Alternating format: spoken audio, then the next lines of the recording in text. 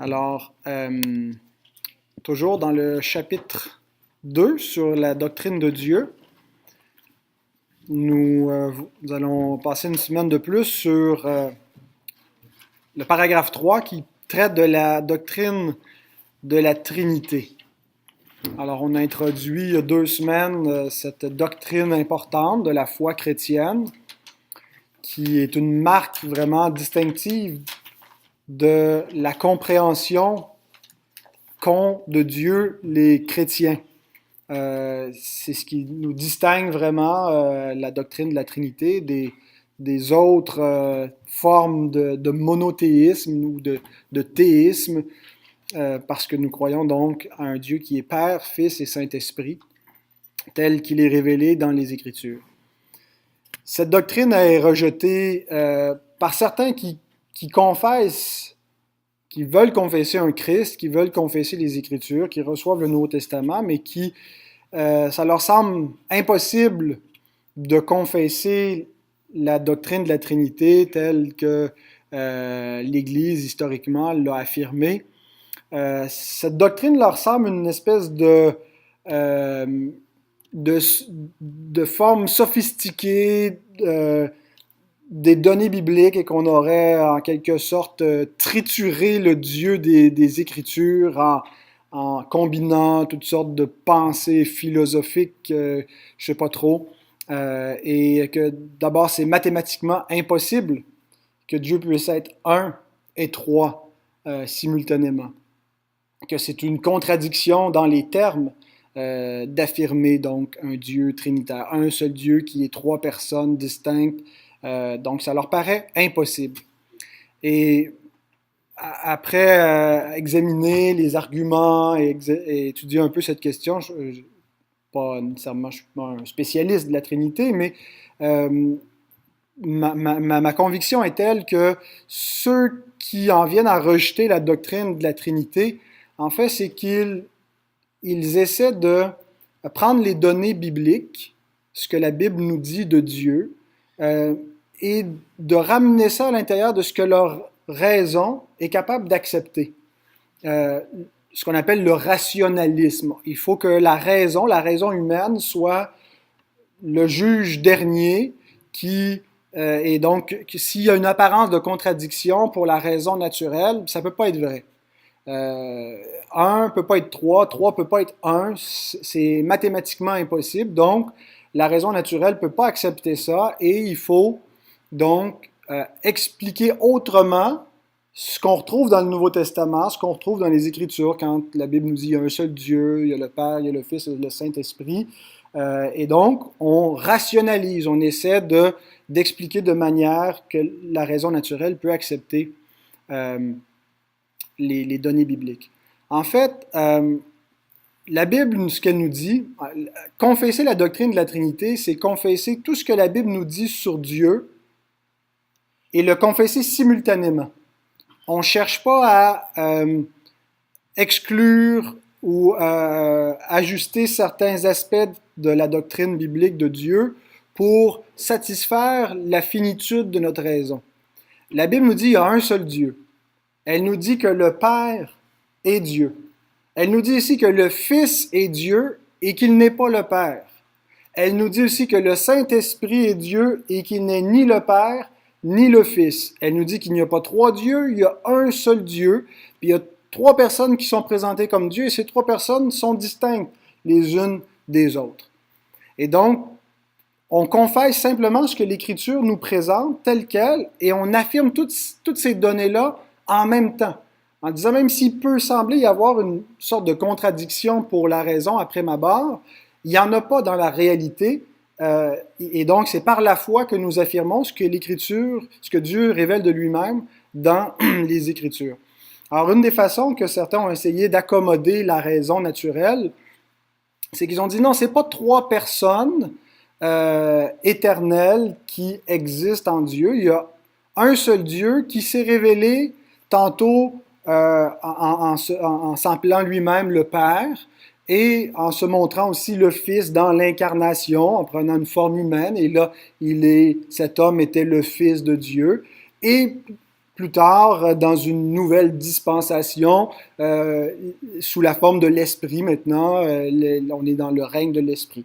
Alors, ce n'est pas trois personnes éternelles, ce sont trois modes par lesquels Dieu se révélerait. On a appelé ça le modalisme. Donc, ce n'est pas trois personnes éternelles, c'est trois modes distincts. Et donc, c'est reconnu comme une hérésie, quelque chose qui a été rejeté. D'autres disent non, il y a vraiment trois personnes qui sont là, trois personnes distinctes. Le Fils, quand il était sur la terre, parlait au Père qui était au ciel, et donc c'était pas un mode distinct, c'était deux personnes distinctes, mais comme il y a un seul Dieu, c'est vraiment le Père qui a la pleine divinité, tandis que les autres ont une forme de divinité, mais subordonnée. Alors, on appelait ça le subordinationnisme, ou le trithéisme, donc il y aurait trois dieux ou des dieux subordonnés, donc il y a une unité entre eux, mais c'est pas trois personnes éternelles qui sont pleinement Dieu, chacune des trois. Ça aussi, c'est une hérésie. Si on lit la façon que notre confession affirme la doctrine, vous allez voir que c'est bien différent que le modalisme ou le trithéisme ou quelque autre forme rationnelle qui tente d'expliquer les données bibliques. Alors, la Trinité est ceci. C'est dans le chapitre 2, paragraphe 3. Dans cet être divin et infini, il est trois subsistances. La confession a préféré le mot subsistance au mot personne, parce que le mot personne, à l'époque, tendait vers le trithéisme. On les sépare, c'est trois êtres divins séparés. Mais donc, trois subsistances, ça se rapproche du grec là, dans les conciles où on avait les hypostases. Là, c'est pas un mot qu'on connaît, c'est un mot technique, là, mais donc trois personnes, ça pourrait être valide si on définit ce qu'on veut dire. Le Père, la Parole ou le Fils et l'Esprit Saint, qui sont d'une seule substance, c'est-à-dire d'une seule divinité, un seul être divin, d'une seule substance, puissance et éternité. Chacun possède toute l'essence divine, et cependant l'essence n'est pas divisée. Un peu plus bas, elle dit « Les trois sont infinis, sans commencement, mais sont un seul Dieu. » Donc, chacun, tout ce qu'on a vu sur Dieu, sur ses attributs, sur le fait qu'il est atemporel, qu'il est éternel, sans commencement ni fin, s'applique aux trois personnes pleinement. Et on ne dit pas qu'il y a trois dieux, il n'y a pas de division dans l'essence divine, un seul Dieu, mais qui est trois personnes.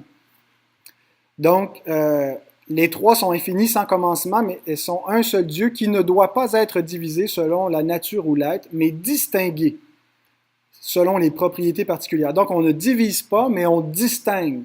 Il n'y a pas de confusion. Le Père n'est pas le Fils n'est pas l'Esprit. Il y a une distinction, c'est trois personnes distinctes, mais on ne peut pas les séparer. Et on va voir comment comprendre cela. Donc, on les distingue selon les propriétés particulières qui se révèlent dans leurs relations personnelles et mutuelles. Ces distinctions-là ne viennent pas de déduction philosophique, de la raison humaine qui essaie de comprendre. C'est simplement les relations qui nous sont présentées dans les Écritures, où on voit des relations intertrinitaires, où on voit que Dieu est en conseil avec lui-même. On voit une relation entre le Père, le Fils, l'Esprit, et donc on fait des distinctions sur la base de ce que Dieu révèle de lui-même. Alors ce paragraphe-là, que je viens de lire de notre confession, est très, très, très chargé théologiquement. En fait, c'est des siècles de réflexions qui sont mis en capsule, en quelques phrases, qui résument beaucoup de débats théologiques et de précisions pour essayer d'affirmer ce que la Bible dit, sans en dire plus et sans en dire moins. Et donc, pour expliquer comment Dieu peut être un et trois à la fois, les théologiens ont utilisé un concept théologique. Vous aimez les grands mots, je vous en donne deux qui veulent dire la même chose. Ils ont utilisé un concept qu'on appelle la périchorèse. Levez la main, vous avez déjà entendu ce mot-là. Ou la circumincession.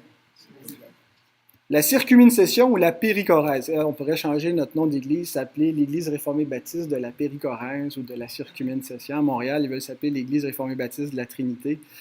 Alors, on va les surpasser dans Non, alors, en fait, les deux mots veulent à peu près dire la même chose. Le premier vient du grec, l'autre du latin. Euh, alors, qu'est-ce que c'est la péricorèse et la circuménisation? Laissez-vous pas déconcentrer par les grands mots, puis ça veut rien dire. C'est très utile pour comprendre comment Dieu est un et trois à la fois.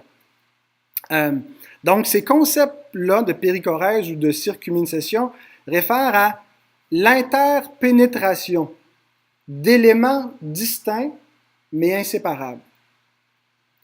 La co-inhérence, des choses qui cohabitent ensemble, qui sont distinctes, qui ne sont pas la même chose, mais qui ne peuvent pas être séparées dans leur existence. Par exemple, Jésus-Christ est-il divin ou humain? Il est les deux. Est-ce qu'il est pleinement homme ou c'est une humanité modifiée qui est en fait divinisée? Est-ce qu'il est pleinement Dieu? Est-ce que c'est une divinité qui est humanisée, qui est inférieure? On affirme qu'il est pleinement homme et pleinement Dieu. Donc, deux éléments complètement distincts. L'humanité n'est pas la divinité n'est pas l'humanité. Deux choses distinctes, mais on ne dit pas qu'il y a deux Christ. Il n'y a pas un Christ humain, un Christ divin. Il y a un seul Christ dans lequel habitent deux natures distinctes qu'on ne peut pas séparer. On les distingue, mais à partir de l'incarnation, le Fils de Dieu a deux natures et il ne se divise pas dans l'essence de sa personne. Il est pleinement homme, il est pleinement Dieu. Alors, dans ce sens-là, il y a une péricorèse, il y a une circuménisation donc entre les deux natures. On les distingue, mais on ne peut pas les diviser, on ne peut pas les séparer. Alors, comment ça s'applique avec la Trinité? On distingue entre le Père, le Fils et le Saint-Esprit. C'est des distinctions qui sont basées sur ce que la Révélation nous présente.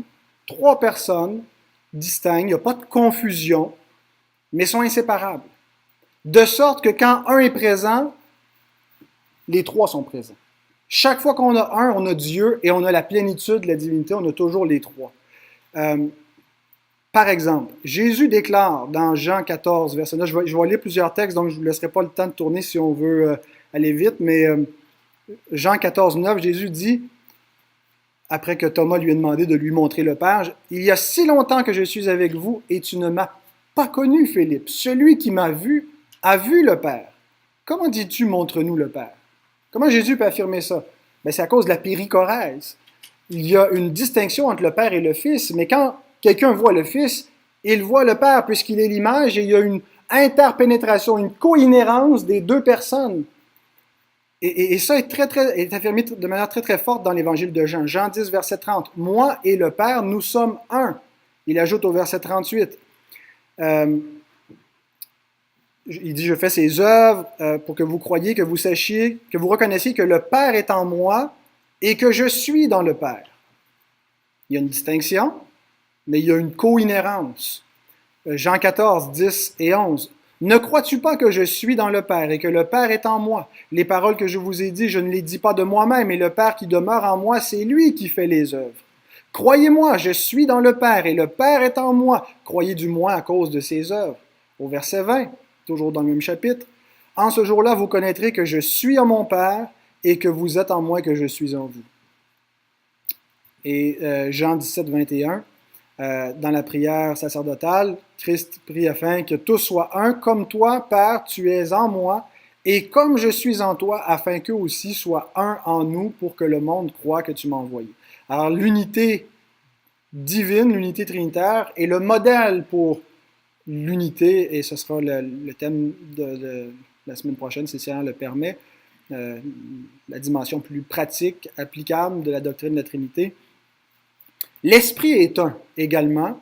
L'emphase est mise entre le Père et le Fils, mais on le voit aussi, par exemple, dans Romains 8, au verset 9.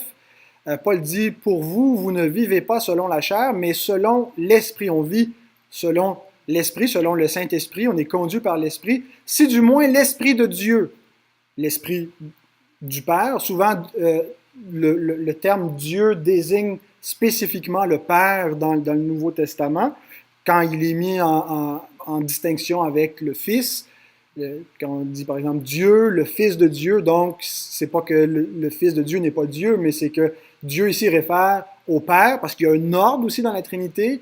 C'est le Père, le Fils et le Saint-Esprit, et c'est dans cet ordre éternel. On va voir pourquoi l'ordre est pertinent. Mais donc, l'Esprit de Dieu habite en vous. Si quelqu'un n'a pas l'Esprit de Christ, il ne lui appartient pas. Donc, l'Esprit, c'est l'Esprit de Dieu, qui est aussi l'Esprit de Christ. Alors, ils ne font qu'un. Jean 14, verset 16, il dit « Moi », c'est Jésus qui parle, « je prierai le Père », donc il s'adresse à une autre personne, « et il vous donnera un autre consolateur, afin qu'il demeure éternellement avec vous. » Donc Jésus identifie, on a trois personnes qui sont identifiées. Moi, Jésus qui parle, qui prie le Père et qui donne un autre consolateur, l'Esprit éternel que le monde ne peut recevoir. Et dans le même chapitre, il dit, si quelqu'un m'aime, il gardera ma parole. Moi et le Père, et mon Père l'aimera, nous viendrons à lui et nous ferons notre demeure chez lui. Comment est-ce que le Père et le Fils habitent dans les croyants? Par le Saint-Esprit qui nous est donné. Et Jésus lui-même affirme, toujours dans le même chapitre, versets 17 à 18, Jean 14, 17 et 18, il dit, je ne vous laisserai pas orphelins. Et il dit qu'il va nous donner... Comment est-ce qu'il va être avec nous? Par l'Esprit de vérité que le monde ne peut recevoir, parce qu'il ne le voit pas, il ne le connaît point. Mais vous le connaissez, car il demeure avec vous et il sera en vous. Je ne vous laisserai pas orphelins, je viendrai à vous. Donc Christ est en nous. Le Père est en nous.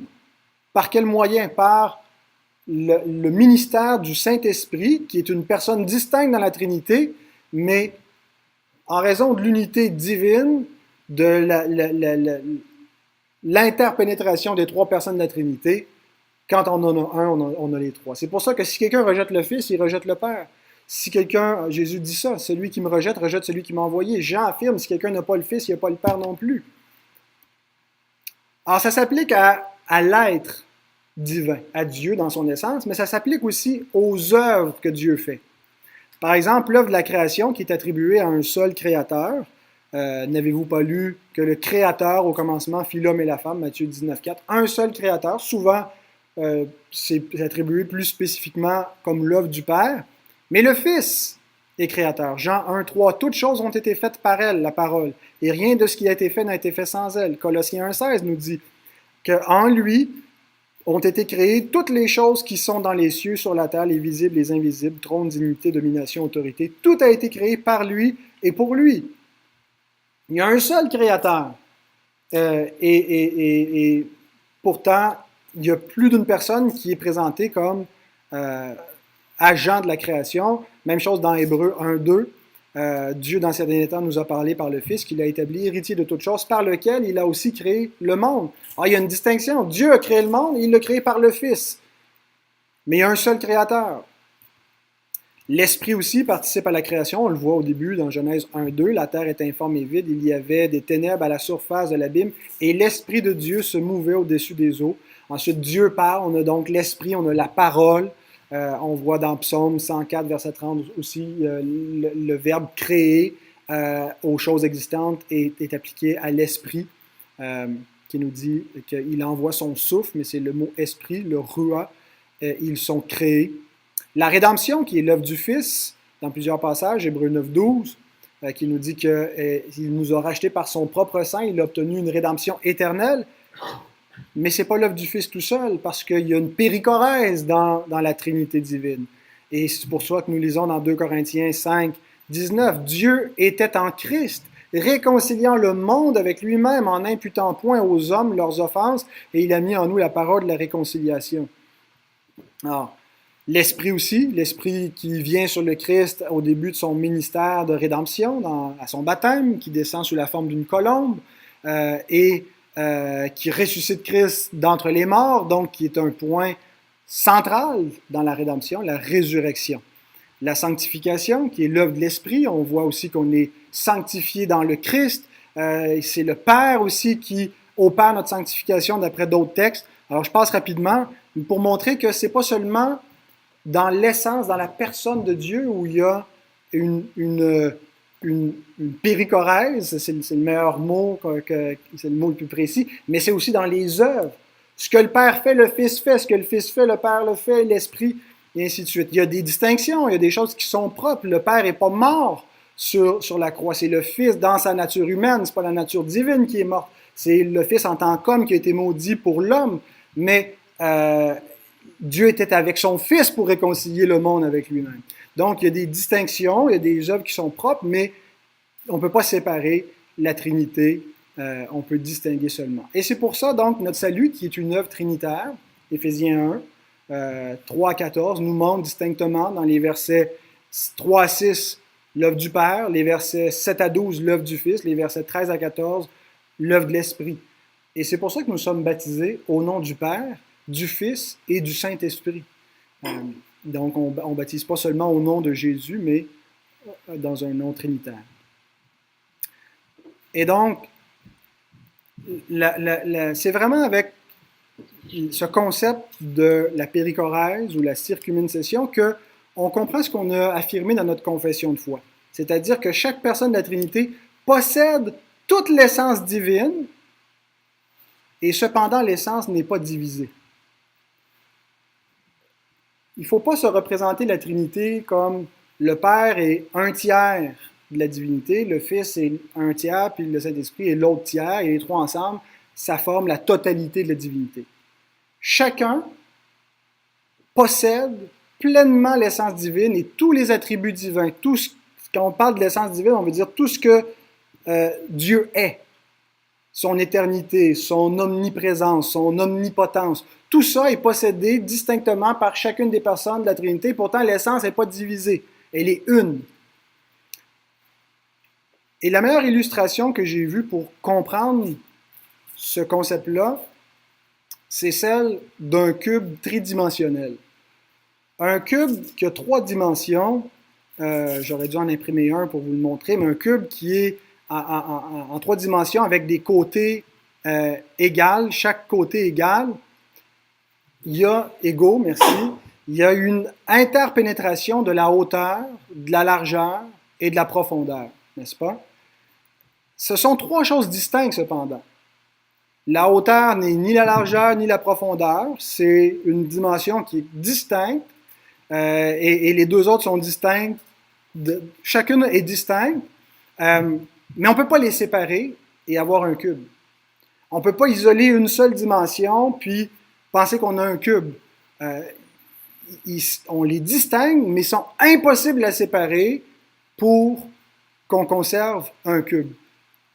Et chacune des dimensions n'est pas le tiers du cube. La hauteur comble complètement l'espace du cube. Elle couvre totalement la largeur et elle couvre totalement la profondeur.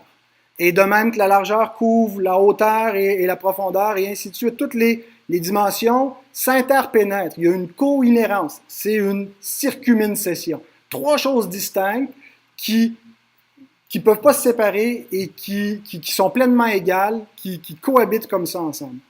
Et donc, c'est une analogie qui est imparfaite parce qu'on prend un objet fini puis on l'applique à un être infini, mais ça aide à comprendre que le Père, le Fils et le Saint-Esprit sont 3 personnes distinctes mais inséparables. Que chacune possède toute l'essence divine et que l'essence divine est indivisée. Et donc, ce qui est géométriquement vrai du cube est éternellement et ontologiquement vrai de l'être de Dieu. Alors, voilà un peu plus pour comprendre comment Dieu peut être un et 3 à la fois, sans qu'il y ait de contradiction. Et en fait, tout cela n'est pas une espèce d'élaboration intellectuelle, rationnelle. On prend simplement les données bibliques et on doit reconnaître qu'elles nous présentent qu'il y a un seul Dieu, et elle nous présente 3 personnes comme étant Dieu, et elle les distingue, mais elle les affirme pleinement dans leur divinité.